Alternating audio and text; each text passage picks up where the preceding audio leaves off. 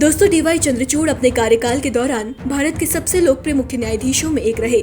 पारदर्शिता और अनैतिकता के खिलाफ अपने कड़े रुख से सुप्रीम कोर्ट के पूर्व चीफ जस्टिस डीवाई चंद्रचूड़ ने न्यायपालिका पर लोगों का भरोसा पहले से भी ज्यादा मजबूत कर दिया।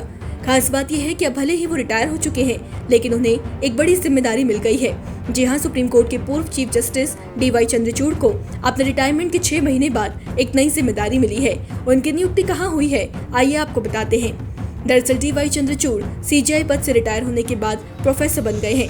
ठीक सुना आपने, भारत के पूर्व मुख्य न्यायाधीश डीवाई चंद्रचूड़ अब नेशनल लॉ यूनिवर्सिटी यानी कि NLU दिल्ली में प्रोफेसर बन गए हैं। 15 मई 2025 को NLU दिल्ली ने एक्स पर इसकी जानकारी दी और कहा कि हमें गर्व है कि भारत के पूर्व chief justice doctor justice DY Chandrachud अब नेशनल लॉ यूनिवर्सिटी दिल्ली में प्रोफेसर के तौर पर जुड़ रहे हैं। पोस्ट में चंद्रचूड़ की NLU के वाइस चांसलर GS वाजपेयी के साथ एक तस्वीर भी शेयर की गई है।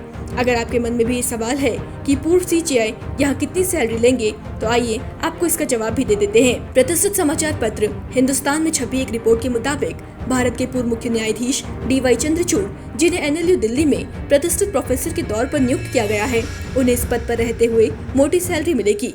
NLU की वेबसाइट के मुताबिक प्रतिष्ठित प्रोफेसर के लिए AGP 15 का वेतनमान दिया जाता है। इस हिसाब से उन्हें महीने के करीब 2.5 लाख रुपए की सैलरी मिल सकती है। रिपोर्ट में आगे लिखा गया है कि AGP 15 यानी 7वें वेतनमान के मुताबिक उनकी मिनिमम सैलरी 1,82,200 रुपए होगी। इस पर उन्हें 1,02,000 रुपए का महंगाई भत्ता मिलेगा। क्योंकि संस्थान दिल्ली में है, तो भारत सरकार के द्वारा तय मानकों के मुताबिक एक्स कैटेगरी वाले शहरों में है।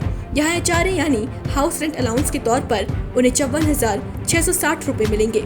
इसके अलावा यात्रा भत्ता के तौर पर 11,160 रुपए मिलेंगे। इस वेतनमान के हिसाब से NPS, CGHS और आयकर के तौर पर 70,298 रुपए की कटौती होगी। इस हिसाब से उनकी सैलरी 2,48,691 रुपए हो जाएगी। आपको बता दें कि कैलकुलेशन AGP 15 के न्यूनतम मानकों पर आधारित है।